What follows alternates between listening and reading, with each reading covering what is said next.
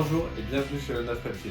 Alors aujourd'hui j'avais envie de vous parler d'une espèce qui est très peu connue en terrariophilie française, le gecko sarrasin ou Corelophus sarrasinorum. Pour la petite blague, on peut l'appeler aussi gecko sarrasin aurum, c'est un moyen mémotechnique pour se souvenir de l'espèce. Alors cette espèce elle est très peu connue, voire mal connue par la terrariophilie française et pourtant elle est très simple à maintenir. Elle fait partie de la même famille que les geckos à crête. Il y a quelques différences, bien sûr. Par exemple, le gecko sarrasin est un peu plus grand que son cousin. Il va mesurer un peu plus de 30 cm, alors que son cousin gecko à crête va rester autour de 25-30 cm. De plus, c'est un animal qui est un peu plus insectivore que son cousin. Alors bien qu'on donne la même gamme de nourriture, un peu de fruits et un peu d'insectes, lui va être beaucoup plus orienté vers les insectes. Vous allez voir d'ailleurs, si on met un grillon dans un terrarium avec du gecko sarrasin, ils vont sauter dessus directement.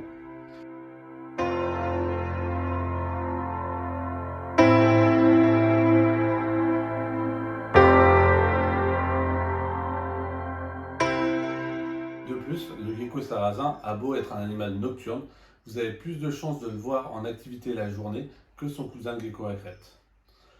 Par contre, chez cette espèce, il n'existe que deux patterns décrits. Donc vous avez le white collar, donc avec un très beau collier blanc. Donc ça, c'est notre mâle, Bueno, qui est de la couleur du Kinder, c'est pour ça qu'il s'appelle comme ça. Et donc vous voyez très bien la démarcation du collier blanc.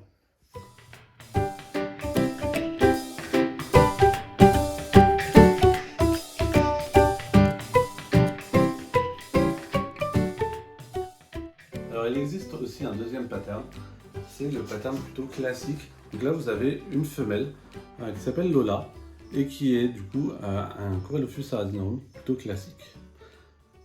Mais il y a une particularité sur les sarrasinorum, c'est leur ventre qui est extrêmement blanc. Donc ici vous pouvez voir le ventre de Lola qui ne se laisse pas faire.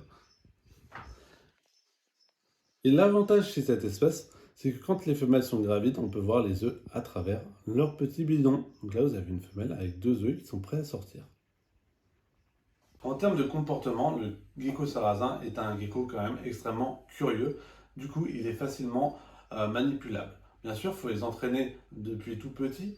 Donc on les manipule régulièrement. Par exemple, ici, on passe à peu près 3 minutes par semaine pour chaque individu, ce qui permet d'avoir des animaux extrêmement faciles à manipuler.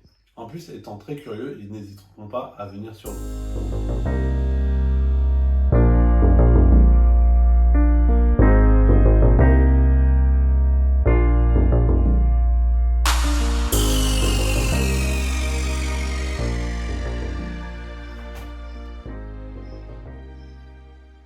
Comme vous pouvez le voir, Bruno, qui est habitué à l'élevage à la main, est parfaitement sociable avec moi. Je peux l'approcher très près de moi sans qu'il s'en aille. Bon, bien sûr, il va essayer de sauter pour me contredire, mais en général, je peux le rattraper à la main sans problème. Il n'a pas peur.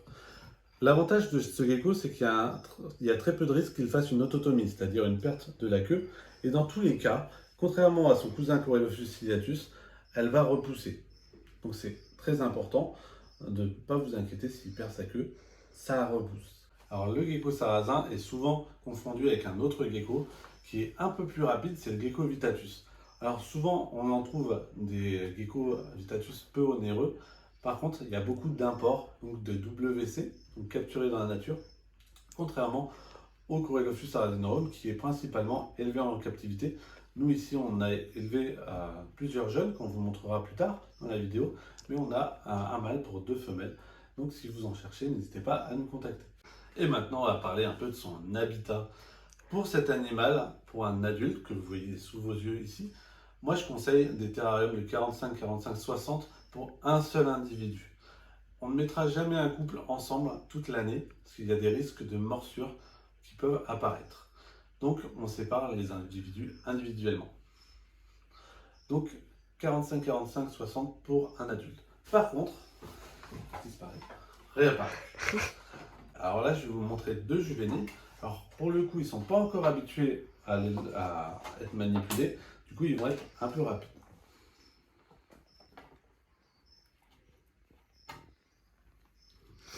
Donc ça, c'est un jeune non white collar qui est né il y a 2 semaines. Donc Là, on a commencé le travail de désensibilisation. Bon, il y a encore du travail à faire. Et voici un jeune Corydophus arzinorum white collar. Alors lui, c'est d'une fille de son père. Alors chez les white collars, il faut savoir que en général, les white collars les plus recherchés sont ceux qui ont des points bien symétriques. Donc c'est très important quand on sélectionne des Corydophus arzinorum white collar d'avoir des points symétriques. Pour le maintien en captivité de ce gecko, c'est très simple. Comme je vous l'ai dit, c'est comme son cousin gecko à crête. Vous n'avez pas forcément besoin d'un chauffage si la température de votre pièce est adéquate. En général, moi je conseille d'être entre 24 et 26 au point chaud et avoir un point froid autour des 20 degrés.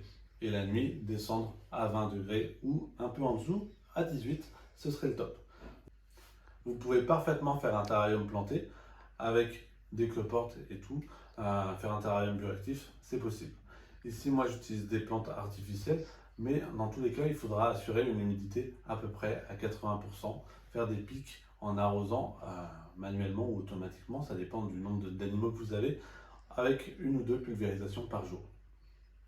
Pour la lumière, si vous utilisez un bac planté, je vous conseille de mettre des LED. Sinon, vous pouvez mettre aussi des rampes UV. Alors, vous n'êtes pas obligé de mettre de l'UV, mais il faut savoir que si vous n'en mettez pas, il faudra faire une bonne supplémentation en vitamine D3 que je vous expliquerai au moment où on parlera du nourrissage. Pour nourrir ce gecko, c'est vraiment très simple. Il suffit d'utiliser une nourriture spécialisée. Alors nous ici, on utilise Gecko Nutrition qu'on vend sur le site le9-reptile.fr. Donc c'est une gamme de produits qui est spécialisée pour les geckos de Nouvelle-Calédonie, enfin tout le genre Rhacodactylus. Donc il existe 7 goûts différents, donc soit en 50 grammes, soit en 100 grammes. Et en général, moi je propose de faire tester la gamme par un set complet. Donc il y a les 7 goûts différents. Et du coup, ces 7 sachets de 50 grammes, ça vous permet de savoir quel goût va préférer votre animal. Bien sûr, il faudrait changer les goûts de temps en temps, parce que sinon ils s'habituent et ils n'ont plus envie d'en manger. Vous pouvez également donner des insectes, c'est très important puisque c'est un apport protéinique essentiel pour ces animaux. Donc vous pouvez donner des grillons, des blattes. Alors je déconseille les blattes Red Runner parce que tout simplement, si vous en avez une qui se barre, vous en aurez partout chez vous.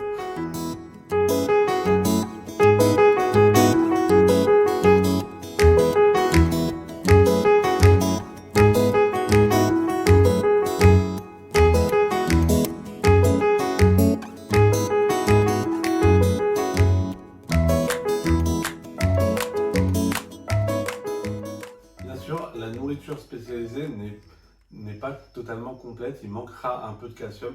Donc moi je vous propose de donner du calcium. Alors ici vous avez 2 récipients de calcium différents. Donc le calcium plus, c'est ce que vous allez donner une fois par semaine, soit saupoudré sur les grillons, soit mis directement dans votre compote. Alors ce que j'appelle la compote, c'est la gamme Gecko Nutrition. Et ça va permettre à votre gecko d'avoir un peu plus de calcium dans son alimentation. Par contre, si vous ne mettez pas d'UV, il faut savoir qu'il faut mettre de la vitamine D3. Donc, une fois par mois, vous allez mettre du calcium avec de la vitamine D3. Alors, pas plus souvent, parce que la vitamine D3 peut aussi être dangereuse pour votre animal, puisque c'est elle qui va réguler le calcium dans l'organisme du gecko. Et si vous en donnez trop, ça va prendre le calcium sur les os pour l'évacuer. Donc ça peut être aussi très dangereux. Donc une fois par mois, celui avec la vitamine D3 et une fois par semaine, celui sans vitamine D3. Alors ces produits viennent juste d'arriver et seront bientôt disponibles sur notre site le9-reptile.fr, je vous le répète. Yes! Si vous souhaitez acquérir un gecko sarrasin, sachez que c'est très simple, il suffit juste d'avoir un certificat de cession. Ce n'est pas une bête à enregistrer à l'IFAP. Donc ça c'est un avantage. Donc au niveau des papiers, juste un certificat de cession ou une facture suffit. Alors si vous cherchez ce genre de gecko, n'hésitez pas à me contacter parce que là j'en ai actuellement 2 disponibles. Alors il y en a 2 présents sur le site, donc 2 white collar et j'en ai 2 autres non white collar qui sont disponibles sur réservation. Pour l'instant ils sont un peu jeunes, c'est pour ça que je ne les mets pas sur le site, mais ils seront présents à la bourse de Béthune. En parlant de la bourse de Béthune, pour cette bourse, je vais faire une promotion sur les white collars. Donc ils ne seront pas à 500 €, mais à 450. Donc n'hésitez pas, ce sera jusqu'à Béthune. Si vous voulez faire une réservation, vous pouvez me contacter soit sur Instagram, soit sur Facebook, ou par téléphone. Vous avez toutes mes coordonnées sur le site internet. Donc n'hésitez pas à m'envoyer un petit message. Si vous avez besoin de plus d'informations, n'hésitez pas. La promotion est valable à partir d'aujourd'hui, donc le 9 août 2023.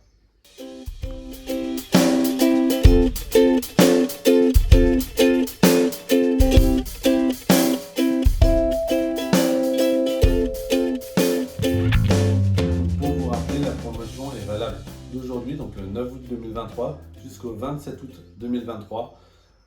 Bien sûr, vous pourrez les retrouver aussi à Béthune, ils seront au prix de la promotion.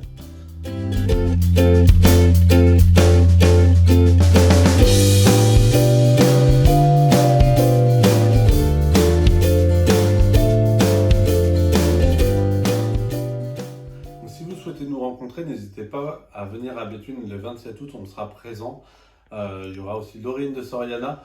Et on aura beaucoup de diversité d'espèces à vous présenter, notamment les Corypheus sarrasinorum.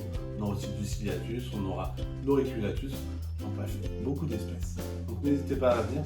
Et surtout, merci à tous de nous avoir suivis sur cette vidéo. N'hésitez pas à vous abonner, à partager la vidéo. Et moi, je vous dis à bientôt pour de nouvelles aventures. Au revoir!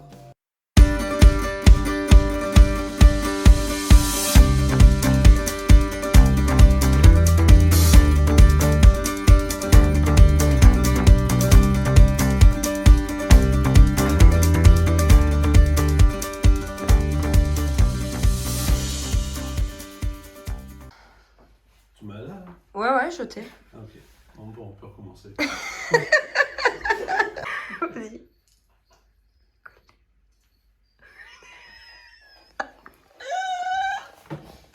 Regarde Moscou, il est mignon. Tu es le plus mignon des mignons des mignons. Oh, il se barre.